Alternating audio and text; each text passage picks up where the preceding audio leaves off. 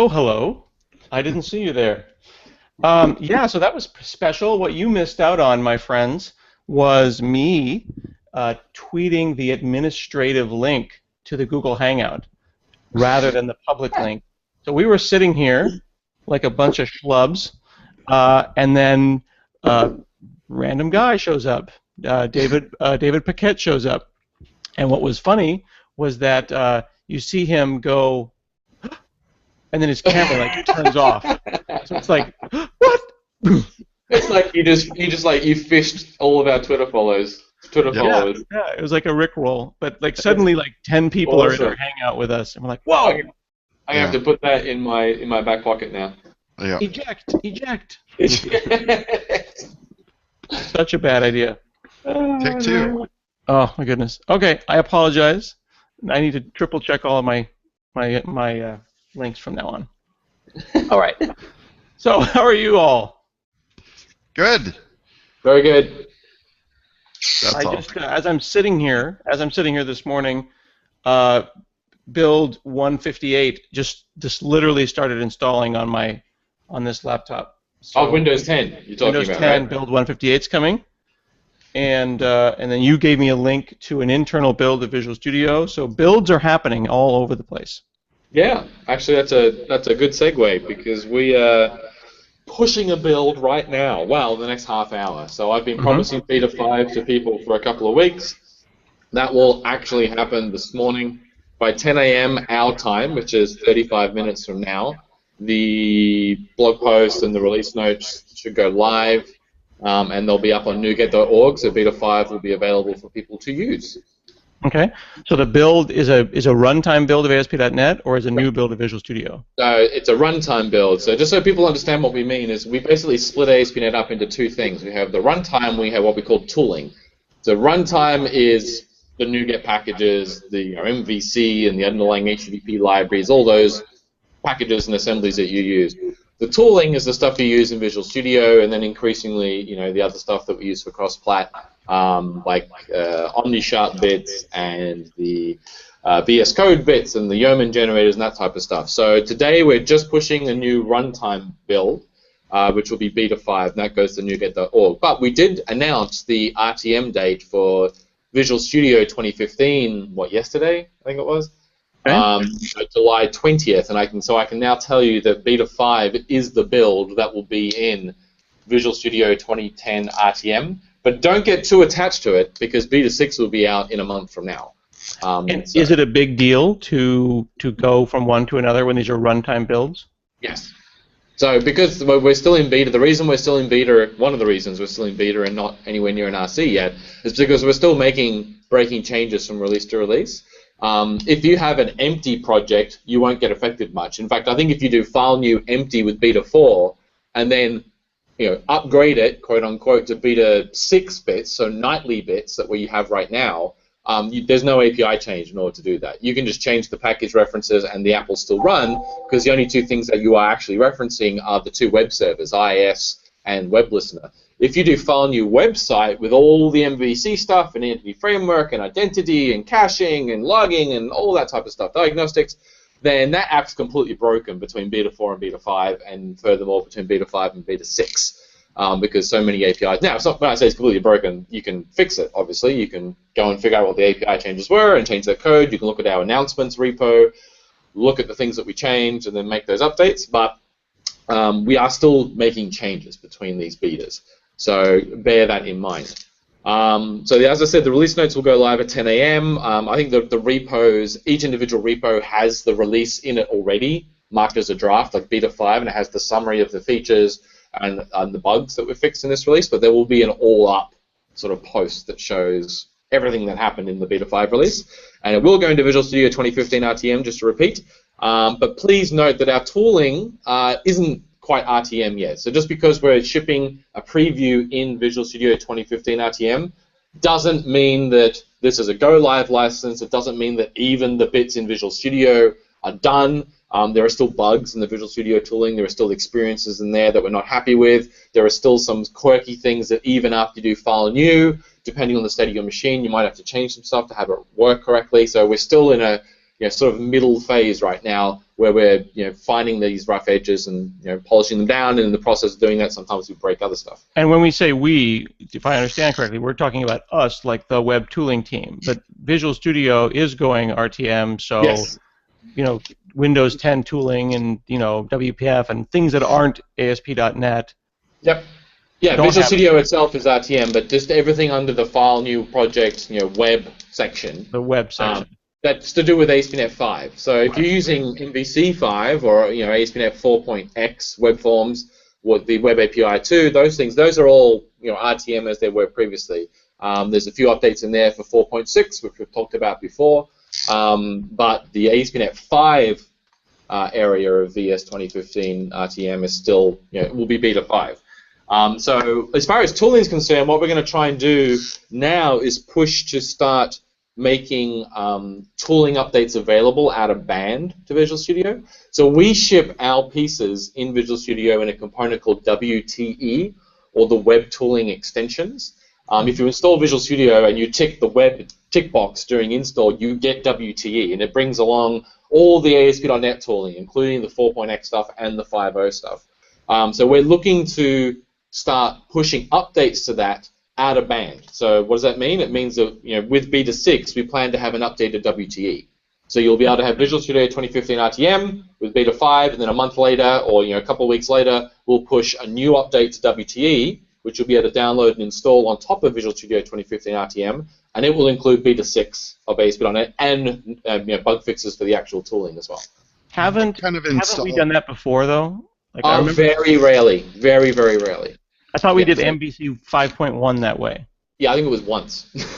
We may have done like once or twice in the last. But I think maybe the point is that we did a lot of work back in those days to be able to do that, to separate things out and to make. As I said, they are completely separate. And when you install, like, we are what's called a chained installer in Visual Studio 2015. So when you install Visual, we aren't the only ones. There's lots of them. You only have to go into Add Remove Programs after you install Visual Studio to see how many things got installed as part of that install. We actually don't show up in there. We're a hidden chained installer. But if you start installing us out of band, we will show up in Add Remove Programs, and you'll be able to manage us independently. But we are an MSI that installs a bunch of V6s or Visual Studio extensions and a bunch of templates and a whole bunch of other bits in the box. The reason we can't do that all the time, especially while we're building a new version of Visual Studio, is that we want to add features that force the inclusion of new APIs in the core Visual Studio product. So, for example, this was a really big release of Visual Studio because Roslyn is now sort of in production in the editor, in the language service in Visual Studio. We built a new version of Razor. We had to update the Razor editor to work with new things in Roslyn. We had to add support for tag helpers. We built a brand new project system for ASP.NET 5, and that was built on top of a core project system in Visual Studio called CPS, and we had to add new features to that to get the experience that we wanted. And so we were constantly sort of saying, okay, let's try and do this in our extension. Oh, that doesn't work. Let's get a bug fix over in VS or add an API. Now let's go and put our change back in. And there was kind of that to and fro throughout the development of 2015. But now that we're stable and we've got a finished RTM of 2015, we can start revving WTE independently, and we don't need corresponding changes in Visual Studio. So that's why we can't do it all the time. That install that you said an MSI earlier, that continues to be an MSI then? The WTE? Yeah. Yeah, so once we ship that out of band, that will be, it'll be something you download. Oh, it might be on the gallery, I'm not sure yet. And it'll be an MSI/installer exe that you'll run. It's not just a V6. It is a vehicle that carries many V6s with it, plus a whole bunch of other stuff. Cool. Yeah. So anyway, now I want to tell people that that's coming, so that we can continue this sort of speed up in releases that we're attempting to do right now. So what do I do to make sure I've got the right version? Is this going to have beta in the title? Do I go help about? I'd hate to install something and then accidentally forget that it was beta and go about my business for a while. Well, which bit are you referring to? So the beta only refers to the runtime. Both, all of them. Like I guess what I'm saying is if I install RTM and then I blink and then 6 months goes by, how do I make sure I've got the latest stuff, and is there a visual hint That's So going to yeah, remind me. in terms of the runtime bits, that's all just NuGet, right? So that's all based on what you have in a particular project. There's really no big impact on your system by having newer runtime bits. That's what DNVM lets you manage what version of the runtimes you have. You can always just go and delete folders or switch your defaults back to the version that's shipped in Visual Studio. In terms of VS, about up in the Visual Studio menu, about Visual Studio will show you the version of VS that you got and the version that corresponds, like the actual version number, 14.0.2, blah, blah, blah, blah, blah. The documentation on the web tells you what version correlates exactly to what public release. So whether you're running, the RC of VS or the RTM or update 1 or update 2. And then underneath that, there's a box that shows you all the various components of Visual Studio that were installed like we are, like the chained installers, and what their versions are. And so there will be an entry in there called ASP.NET and Web Tools, and that will have a version number next to it. And so if you go and install a WTE out of band, because we tell you to download it when Beta 6 comes out, that version will change. And so you'll know because that version changes.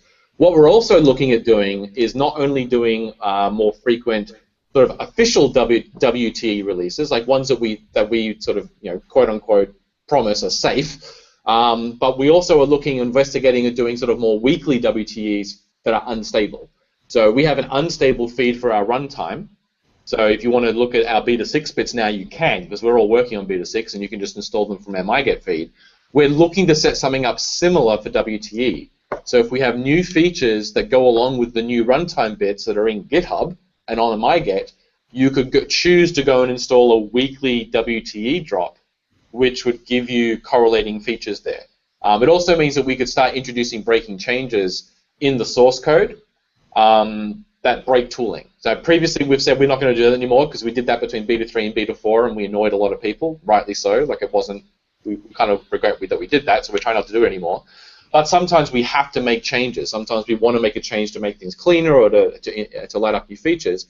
And having to do that over multiple releases obviously is a lot more engineering costs. So if we can unblock people saying, hey, look, I want to use the MyGet feed as a customer. I'm very happy to be on the bleeding edge, but we want Visual Studio to continue to work. Well, okay, we can give you a WTE that goes along with the nightly build that you just installed, and tooling will still work, but there's no guarantees because you're already using nightly runtime bits, and now you're using weekly VS bits. But we'll still, we'll do our best to make sure we don't completely balk people's machines. But it'll be a lower quality bar than official WTE. So we're looking at that. No promises yet, but we're looking at it.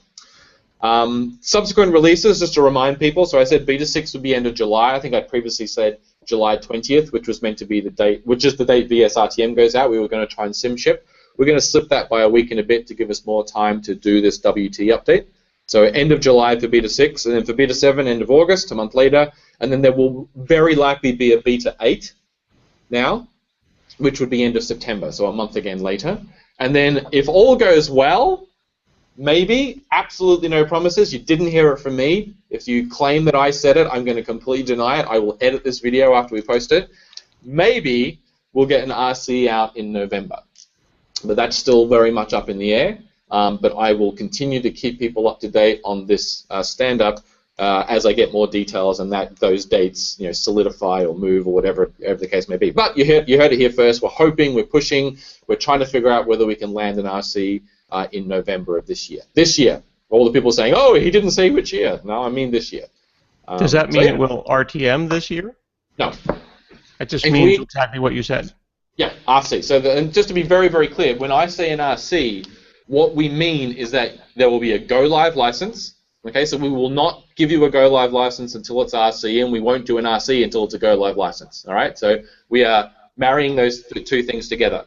RC will be go live, and it will be production ready. So we will put on by saying it's RC, we are saying you can now go and run websites on this. Meaning, if you find a bug that's pretty bad and stops you from running your website, or a large portion of users from running their sites, then we would consider doing a patch and releasing an RC2. Okay, which means that we're not going to do an RC and then do an RTM the week later. Right? It's going to be an RC in November. Then, if we do land that, that means RTM will be sometime early next year. All right, cool. Okay, so that's going on. Are you feeling good? Like this is more of a generic kind of question, but do you feel like the trajectory is good and it's going to be good and solid? Look, we still have we still have our issues that we're dealing with. I mean, like any project, I mean that's quite a few months out, right? So I'm not going to sit here and claim that I have perfect visibility all the way out till quarter one It's next less year, about because visibility and it's more about your gut and how you feel. yeah. But even then, right? I mean, when you're talking about a granularity of a half a year and you've only been working on it for 18 months, it's kind of difficult. Like software is known if software is known for anything, it's known for we're known for being completely inaccurate in our estimates. But it is literally the last day of this half of the year right now. It's June 30th. So we have a full half a year ahead of us before we're even going to know, before we even are in the realm, like in the milestone for RTM, based on the current plan. So what But my gut tells me we've got a good chance. what kind of if people might ask, and Mhm. I'm going to pretend that I'm the audience because that's what Okay. my job is why? What in the world are we doing for 6 months? What class of technical bug or issue is happening for 6 months? Is it tightening of Lots. screws? Is it new architectural things? Is I it mean, it is. It's all those things. That's the thing. It's not like we're down to right now. We've just got stabilization to do, or perf, or security, or whatever those things. Like we're doing those things all the time. We still have some big architectural things that we're still debating. Now, a lot of those things are underlying, and so if you're just doing file new MVC app, they'll effectively have zero impact on you. But if you're going down the layers a little lower, and because we have to think 5, 10 years out as well, we're trying to build a platform that's going to last us for the next, hopefully more than 10 years. The last one did us for 15 years. So we are thinking on those type of time scales, and we're thinking of those not from the point of view of an application, but the point of view of a framework upon which millions of applications are built. So it's a very different mindset. It's one of the big things I learned when moving to Microsoft was that a lot of the things about building software is very similar when you build an app versus building a framework or a platform, and a lot of it is very different. Like the timescales involved that you have to think about, and the scope is much larger. A lot of people do build apps and have to think about 5, 10, 15, 20-year timescales, but they tend to be fairly vertical, right? You think about my business app does this thing and it has to be able to do that well as this type of industry evolves over the next half a generation. But when you're talking about a framework, the web moves so quickly. So we're trying to ensure that we build a good layered core that we can adapt and mold as we move forward without breaking the world again, like we have chosen to do this time round. So, so I've been watching the announcements repo and watching the issues there. Is that kind of a good indicator of the sort of things that you're wrestling through, or do you think that'll change significantly? Not really. I mean, it is once they're done. So the things go into the announcement repos once we've checked them in, Okay. right? Things that are in flight aren't on the announcements repo, right? The announcement repo is a bulletin board for when we've made a change and it's in. Stuff that we're still talking about is stuff that we're still talking about, like literally in the hallway still talking about, in this room talking about, with other teams talking about. Like there's stuff that we just haven't got to yet. Like we did a planning exercise a couple of months ago to try and figure out what this trajectory looked like. Like we've done beta 4. It's like, okay, we're at beta 4. How many more betas are we think we're going to do until we hit an RC? Well, we can't make an estimate of that unless we know how much is left. Like what things are missing? What is the big list that we want to be in our 1.0 sort of release? So we have that list now. But as always, we made that list, and then a month later, we were still adding things. Like, oh, yeah, all these bugs keep coming in, and those aren't really accounted for in that list. So we're at that point now where we've got a line in the sand, roughly, and we need to start making some calls about what will be in and what will be out. But we have a good idea of what version 1 will look like what you'll be able to do and what you won't be able to do. And as I said, we want people to be able to run production sites on this thing, on Linux, Mac, and Windows. So there's a lot of things that we have to do to make that a reality. Some of that is the performance work that I've talked about in this stand-up over the last couple of weeks.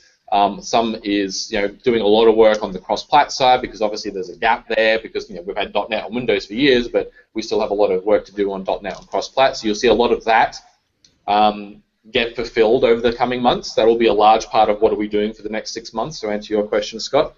And then tooling is still quite... it's still a lot of things I want to fix in tooling in VS, the VS experience. Like doing UI and doing tooling is much, much harder than doing runtime. We can make changes in the runtime in a matter of days, or even within a day. Doing changes in Visual Studio and getting it right takes a lot longer. Okay, that's why not everyone builds a product like Visual Studio. A lot of people build frameworks. How many JavaScript frameworks are there? There's thousands of them. Not even JavaScript, Java, or any language. But how many IDEs are there? You know, it's a much harder to build an integrated tooling environment. So those things take a lot longer. Yeah. Galloway, did you say you had some links, some community links? I do have a few. I'll do my best to run through kind of fast. All right, here we go. Your shelving is very organized. I just want to say that. Oh, good. Thank you. So that was my project over the holidays. I went through and organized my shelving. So well done. I felt very good about myself. Okay, I'm going to rip through these. I've got 2 posts by Michael Dudak.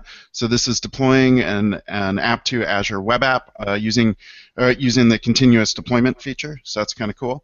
And then he also wrote kind of a more in-depth thing on middleware chains. So that was neat. Ahmad Lashi wrote this thing on dependency injection in ASP.NET 5, and he kind of digs into some of the, like the core bits of it. So I like that post.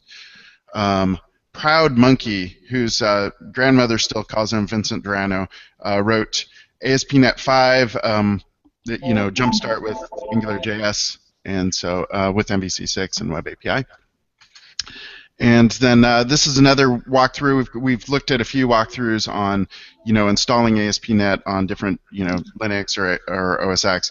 As always, it's kind of interesting to see, specific things that work for him and the steps he used. Oh, can I jump in there? Yes, please. So that's actually a really good point to talk on. Handsome and you and I had a meeting just last week with a bunch of other folks here, and we are talking about what is our acquisition story going to be on all these different platforms. Right. I mean, I said last time I'd gotten a Mac, and so I went through the process of setting up my Mac with developer tools and developer platforms and Git and all the various bits that I need, and it was kind of striking how there isn't as clear a story on those other platforms as there is on Windows to get going. Like on Windows, generally, you download something, it's an exe or an MSI, and you run it, and it's installed and appears in Atom Remove Programs. There are other ways to do things, but that's overwhelmingly what people do.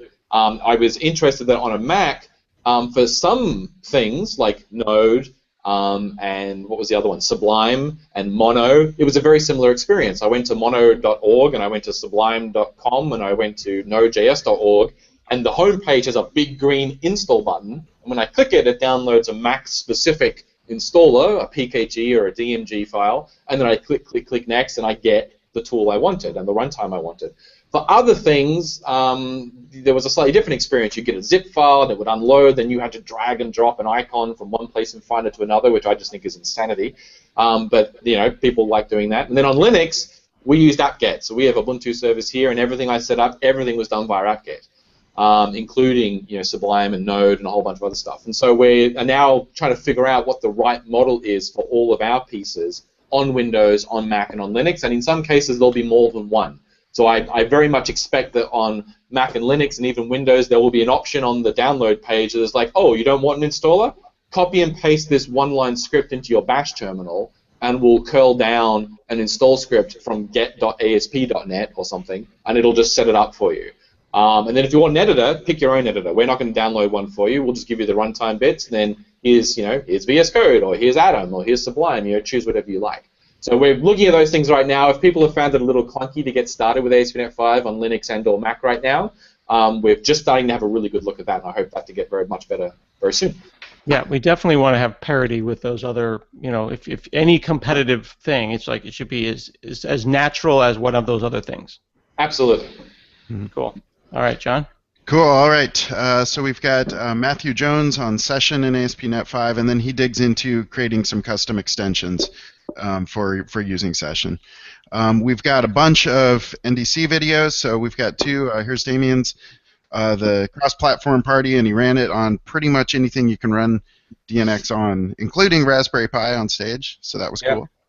Then we also have the talk that both of us did. This is kind of, we compressed our 2-day workshop into a 1-hour session, so that was fun.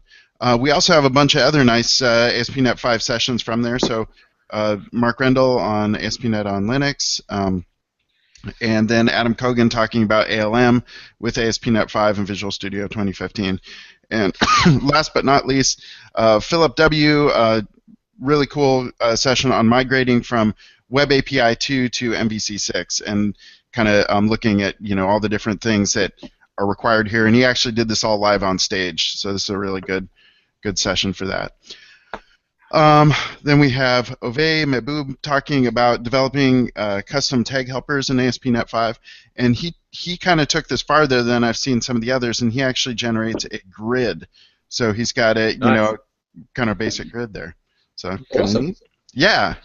So and that got me thinking of like people are talking about controls and all this kind of stuff, and it makes me interested to see how far people take that. So then we had an announcement here on separate anti-forgery package in beta 6. I just kind of, like I was saying, I like to keep an eye on some of the announcements and kind of bigger things, so this was an announcement with some breaking changes. And then Syed was asking about adding publishing to SFTP with ASP.NET 5, and so there's kind of a discussion going on over there. I believe this is still open. It's so people should go and think about that. If you are passionate about being able to publish over SFTP, jump in. Absolutely, yeah. And Syed mentioned this on Twitter and said, please give me feedback on this. So you should control plus that browser for me. Control plus. So that's issue 98. It looks like. Yep. And I am done. That's all of them. Magical. Shall we answer some questions and then finish up? Yes. Can we hear from some random guy who showed up earlier? That's David. Done. That was David. Sorry. So Max is asking, where can I find the list of this link? So actually, Jeff Fritz has volunteered to start capturing all the links and things that we share in these meetings. Mm-hmm. He emailed us like 30 minutes before this morning, and so he will be doing that work to ensure that these are updated once they're posted to YouTube with the list of resources that we talked about, so you can find them. We're going to start doing two different things. We're going to take that list of links, and I'm going to have more organized descriptions in YouTube. And Jeff, who owns the web dev blog, is going to start posting embedded YouTubes of the stand-up to the blog. Oh, wonderful. And he'll put it there as well. Oh, cool. Okay. Very good. Jason answered I answered his question. That's fine. I'm assuming that's what the one regarding what will the DNX upgrade path look like. I think I answered that pretty well. I think you said you answered both of them. Oh, so okay. Do we anticipate, though, that the regular person, the regular Joe and Jane, will be running DNVM from the command line, or can they upgrade to a new version of the runtime from Visual Studio proper? So we've talked about that a bit, right? I mean, the reality is right now we're in beta, so don't look to the beta 4 to beta 5 upgrade experience to be what the version 1 to version 2 upgrade experience will be, right? Like, we're not investing lots of time in providing upgrade tools for beta 5 to beta 6. Just like we didn't, to be very fair, MVC3 to MVC4 or MVC4 to MVC5. There was no one-click upgrade or even an upgrade report in Visual Studio. We kind of stopped doing that a long time ago when we introduced multi-targeting into VS. And so upgrades, depending on what it is you're upgrading, have become more of a, here's an article that tells you what's changed and here's the things you'll have to do to upgrade your project. To date, it really, like I said, we in the release notes, you really just have to look at what's changed and then try it and then work through API changes. It's never particularly terrible. You just have to sort of plug through and look. The biggest ones were when we changed the TFMs, like the strings that we use to identify the frameworks in your project JSON file. When they changed, a lot of stuff broke. So that was important. Other than that, I don't expect us to have any type of one-click upgrade story, certainly in the near future. You'll just have to, we will do a good job of publicizing what is broken, and you'll go through and fix those things. Jesse asks, can you explain the Go Live license, and is it a terrible idea to go to a limited production capacity prior to that? It's basically a legal agreement. So whenever you install a runtime piece from NuGet from Microsoft, or you use it out of Visual Studio, there is an associated end-user license agreement, or EULA, that comes along with that. That EULA states that we are not allowing you to use these pieces in a production environment. Like, it's actually part of the legal agreement between you and Microsoft when you install via those mechanisms that you are not to use them in production. If you want to, we're open source.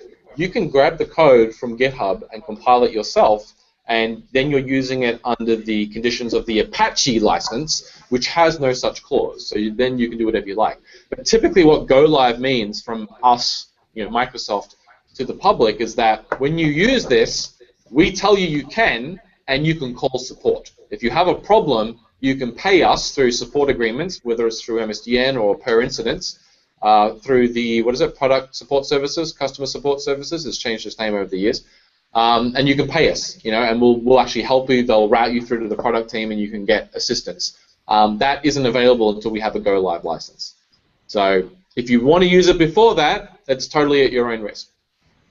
Jason asked, does Damien still hate OS X? Hate is a strong word. I would say I don't understand OS X. And so we all fear what we don't understand. And so when I... That explains why we fear you. Yeah, indeed. We fear Australians in general. That's why everyone is so fearful of Australians and their fauna. You just don't understand how to deal with it. Well, it's that and the spiders and the drop bears. Well, that's the fauna. I mean, they're not going to do anything. I fear bears like really badly, and I live in a region here where they frequently have very large bears visiting, and I'm very fearful of those. I don't hate OS X. It's just I'm totally not familiar with it, and nothing works the way I expect. And people, I had this in my mind that it was this panacea of usability, but if you don't have tooltips, I can't understand how people are supposed to figure out how anything works without just clicking randomly like my 7-year-old does, and getting upset when something breaks because you have no idea to fix it because you don't know what you're doing. The problem with OS X is hotkeys in the Finder. That's it. Well, the name even. Finder is File Explorer to me. And the search tool, which I would have thought is Finder, is Spotlight. So people say open it in Finder, and I think they mean they're like, go find something. No, it's as an Australian, I mean, flat, apartment, lift, whatever. I mean, that's just words. But I'm talking about literally challenge a Mac person to copy a file from here to there without the mouse, without using the terminal. Yes. And just watch the fun. And make it even worse. What if the file or folder is hidden? Oh, yeah. You're out of luck at that point. Yeah, like that. I struggle with those things, but I'm getting there slowly. And that's really it. I think I've answered all the questions. So. Cool. Magical. Nicely done, everyone. All right, prepare the Zoom. Zoom is locked and loaded. All right. The internet here has been a little dodgy. All right, there you are. Now you're high def. Go. Engage.